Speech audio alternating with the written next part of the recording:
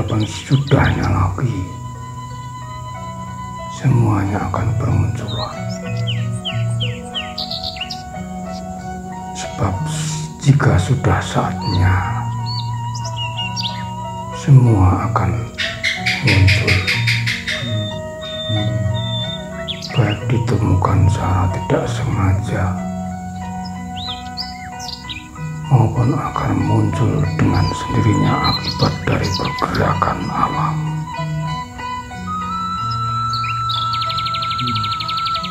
Semua situs-situs yang selama ini terpendam,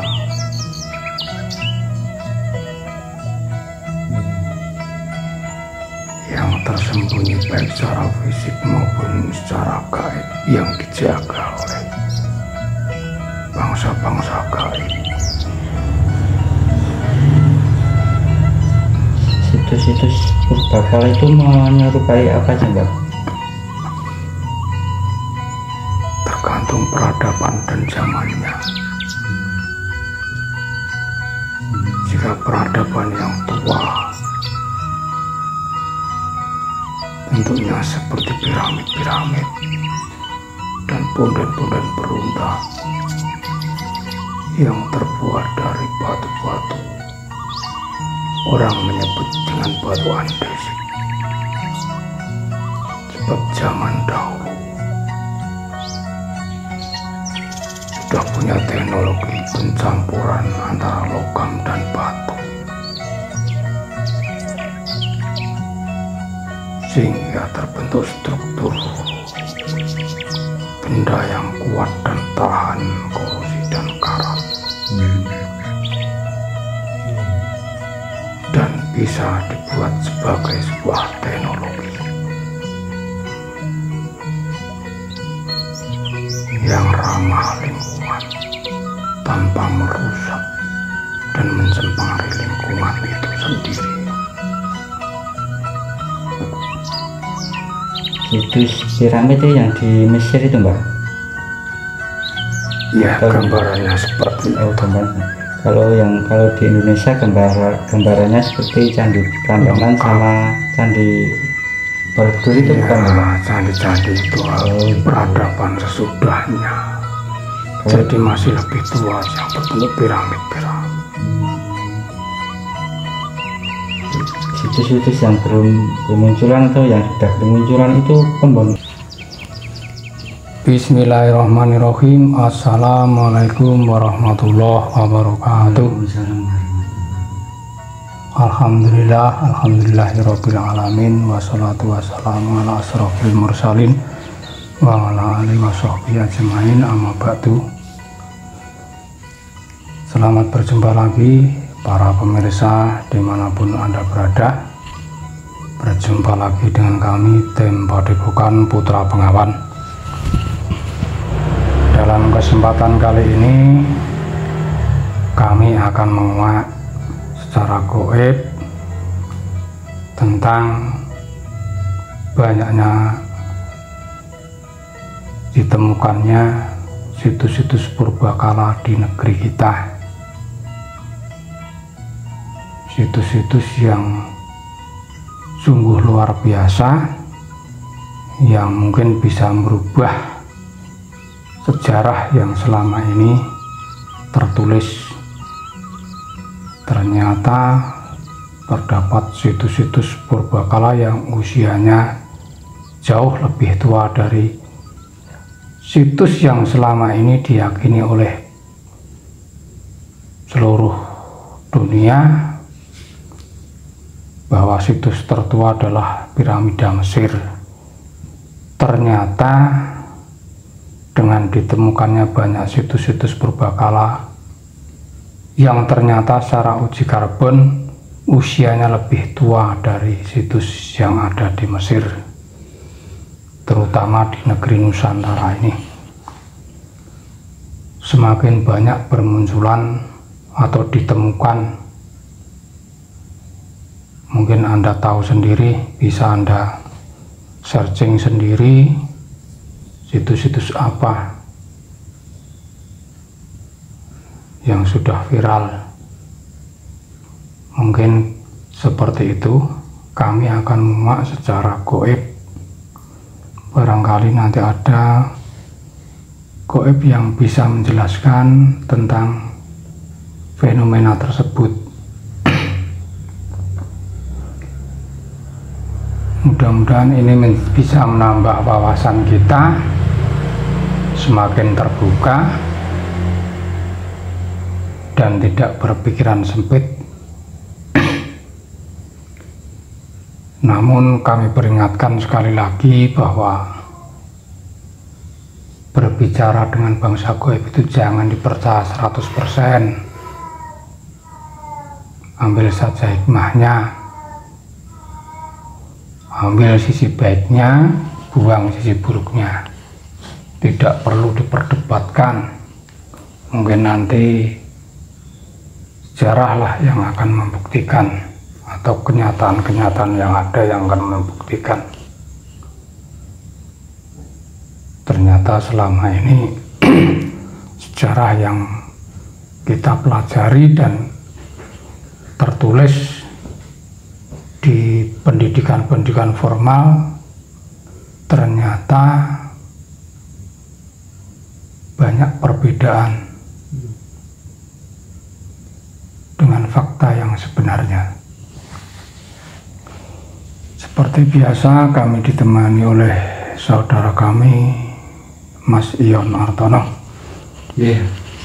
Tidak perlu berlama-lama, kita mulai saja. Bismillahirrahmanirrahim.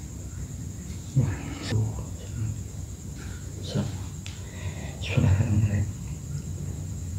Sambil berjalan tarik ke tangan saya sosok goib yang mengetahui situs-situs berbakala ada fenomena apa yang berada di negeri Indonesia. Tarik tangan saya, Allah.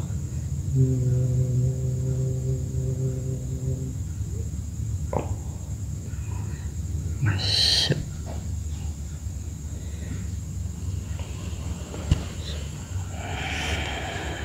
Bismillahirrahmanirrahim. Manusia dengan jasad ini, cintakan jasad mediator, kita suara langsung terbuka dengan bahasa Indonesia. Allah.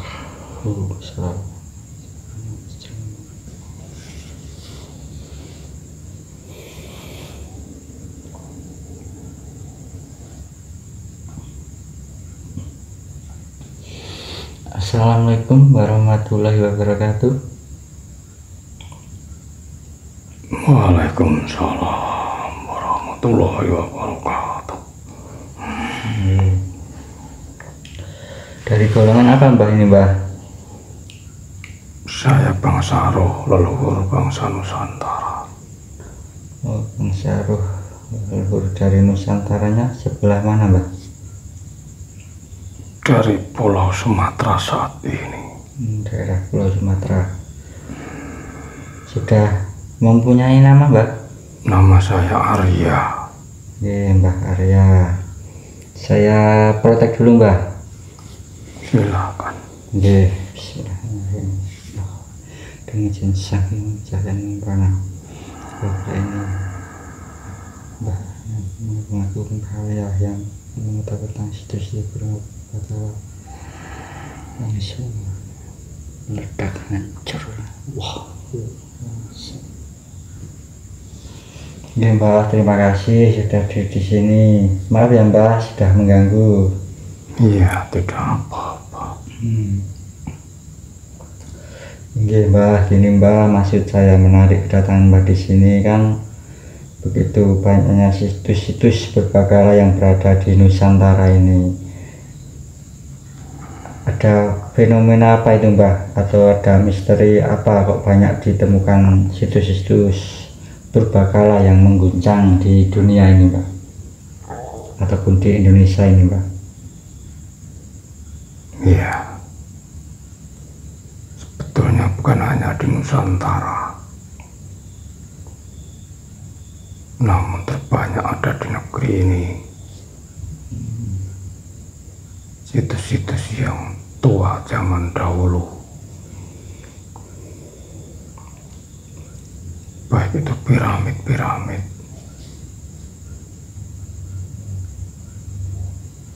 atau bentuk-bentuk punden-punden berundak yang lain yang usianya sangat tua, lebih tua dari yang ditulis oleh sejarah yang ditulis manusia saat ini.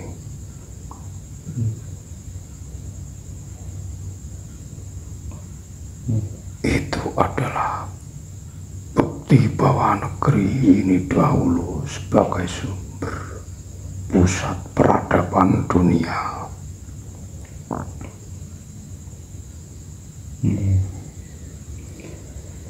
Ada situs apa Mbah nanti di kemunculannya?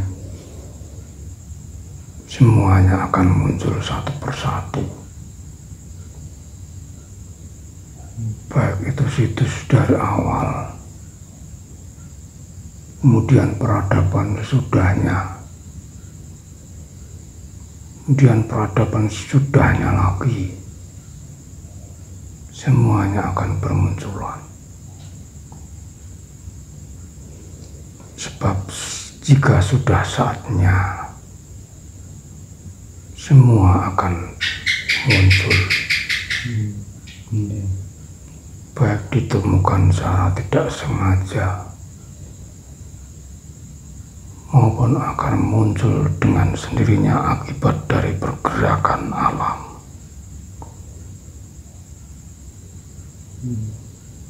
Semua situs-situs yang selama ini terpendam,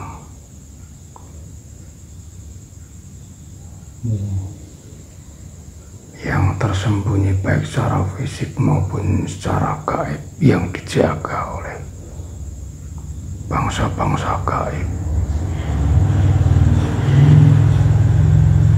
Situs-situs purbakala itu menyerupai apa sih Mbak? Tergantung peradaban dan zamannya. Jika peradaban yang tua, bentuknya seperti piramid-piramid dan punden-punden berundak yang terbuat dari batu-batu. Orang menyebut dengan batu andesit. Sebab zaman dahulu sudah punya teknologi pencampuran antara logam dan batu, sehingga terbentuk struktur benda yang kuat dan tahan korosi dan karat. Dan bisa dibuat sebagai sebuah teknologi yang ramah lingkungan tanpa merusak dan mencemari lingkungan itu sendiri. Situs piramid itu yang di Mesir itu Mbak? Ya, gambarannya seperti itu. Kalau di Indonesia gambarannya seperti Candi Prambanan sama Candi Borobudur itu ya, bukan Mbak? Candi-candi itu gitu. peradaban sesudahnya. Jadi masih lebih tua yang berbentuk piramid-piramid. Situs-situs yang bermunculan atau yang sudah bermunculan itu pembangunannya sejak zaman kapan Mbah itu Mbah? Sejak zaman dahulu, peradaban yang awal akan bermunculan,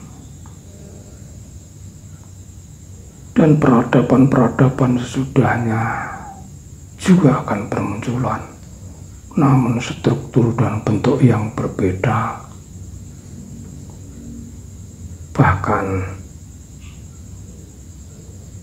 situs-situs yang peradaban terakhir dari zaman dahulu yang strukturnya sudah berbeda, bahan pembentukannya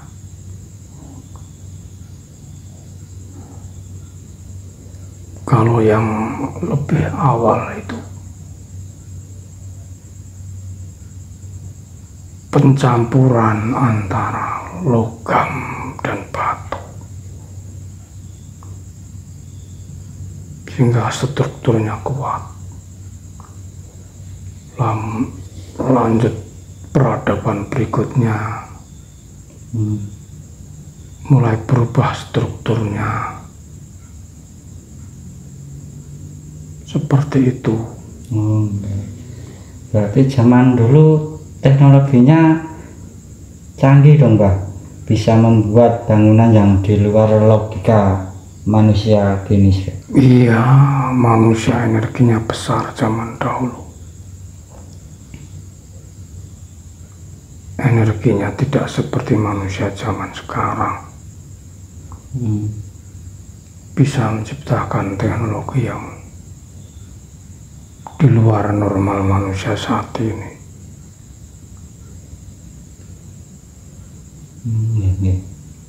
Namun bisa menggabungkan antara teknologi dan spiritual. Terbentuk peradaban yang sangat maju, peradaban luhur. Namun lama-kelamaan yang namanya manusia pasti mengalami perubahan moral akibat dari ulah bangsa iblis, sehingga peradaban yang awal dimusnahkan diganti peradaban lagi yang baru. Seperti itu berlanjut.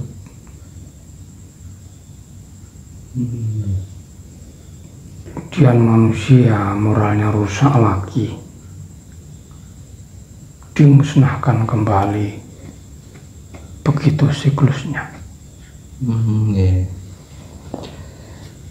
Kalau diizinkan, Mbah, boleh tahu apa peninggalannya itu ada yang berupa harta benda atau pusaka, Mbah, kalau diizinkan? Lengkap. Enggak. Ada yang berbentuk teknologi, tapi tidak seperti teknologi zaman sekarang. Dulu itu teknologinya tampak seperti alam. Kemudian ketika peradaban yang dimusnahkan diganti peradaban yang baru, mulailah terbentuk teknologi yang tidak secanggih zaman peradaban sebelumnya, lebih bersifat tradisional seperti itu. Sehingga peninggalan-peninggalan zaman dahulu yang ditenggelamkan dan disembunyikan juga ada berbentuk harta benda, perhiasan, emas, intan, berlian, permata, dan sebagainya. Ada juga yang berbentuk pusaka-pusaka. Pusaka yang sangat luar biasa, perpaduan antara batu meteorit dan juga dicampur dengan uranium dan juga racun arsenik, sehingga terbentuklah pusaka yang sangat ampuh karena perpaduan teknologi tadi, bahan-bahan yang dibuat.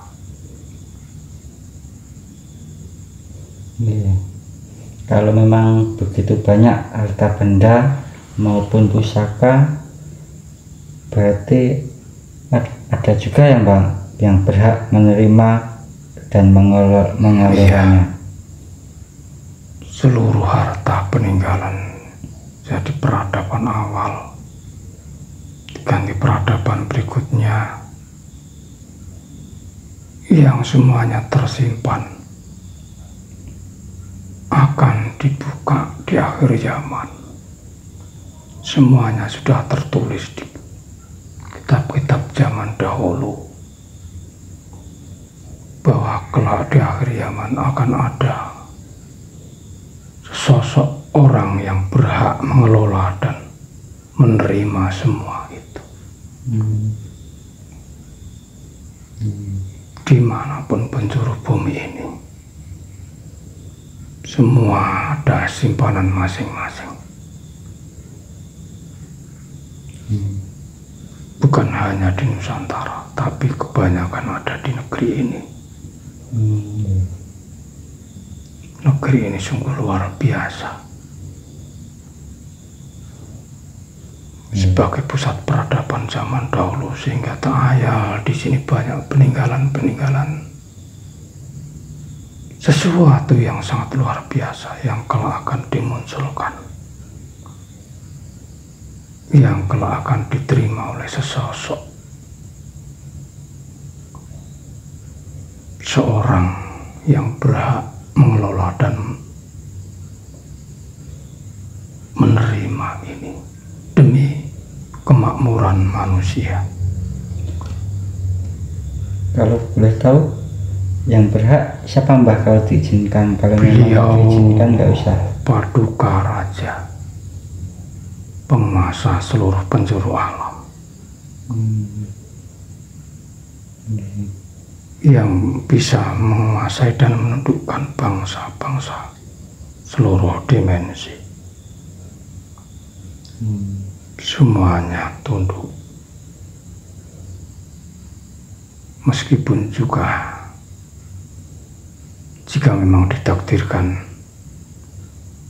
tidak mau tunduk pada beliau, berarti dia menjadi pengikut pasukan-pasukan hitam, kegelapan.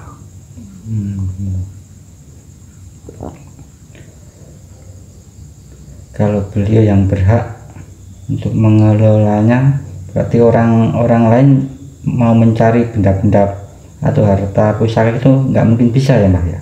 Tidak mungkin bisa, penjaganya sangat ketat, kuat, berlapis-lapis. Jika ada yang mencoba-coba mencuri sesuatu yang bukan haknya, pasti dia akan menemui ajalnya. Karena mencuri yang bukan haknya dan belum saatnya dipergunakan. Toh jika seandainya ada yang katanya bisa mengambil, itu hanyalah tipuan iblis dan tidak bisa menggunakan atau membelanjakan.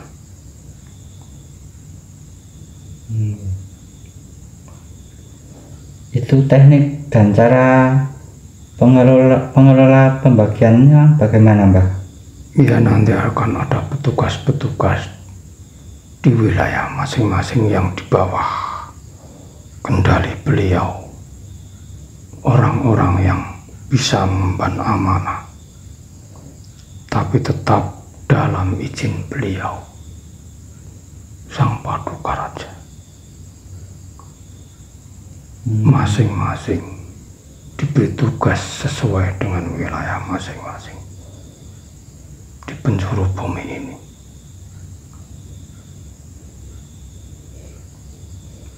Berarti kemunculannya tidak di Nusantara saja Mbah? Ya, di seluruh penjuru bumi. Namun yang terbesar dan terbanyak adalah di negeri ini.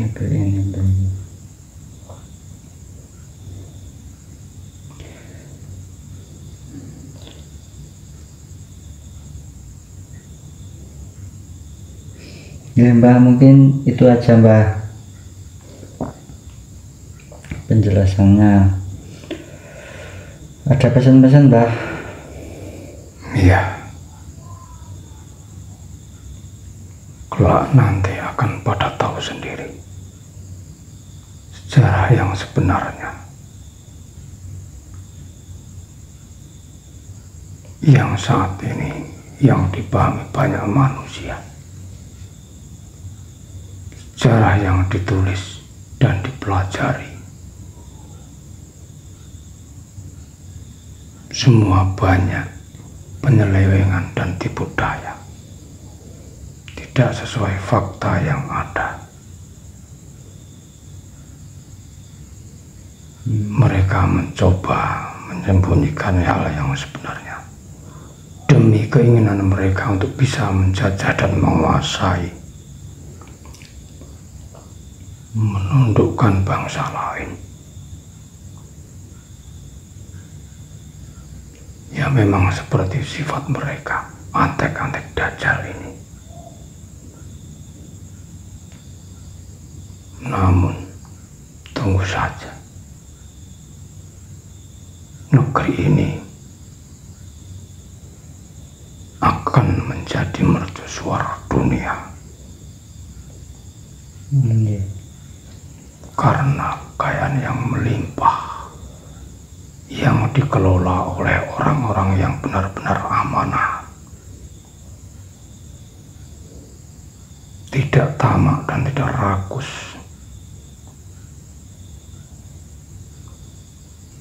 Bahkan nanti jika ada orang yang punya sifat seperti itu, pasti akan dilenyapkan oleh alam sendiri.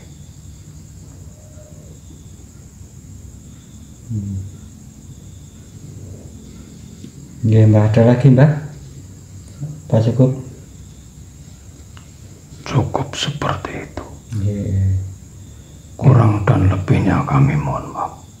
Oke, saya juga minta maaf, Mbah, tidak menghidangkan. Biasanya saya menghidangkan makanan, Mbah, kelupaan. Enggak apa-apa. Yeah. Makasih nggih, Mbah. Iya. Mohon mengundurkan diri. Assalamualaikum.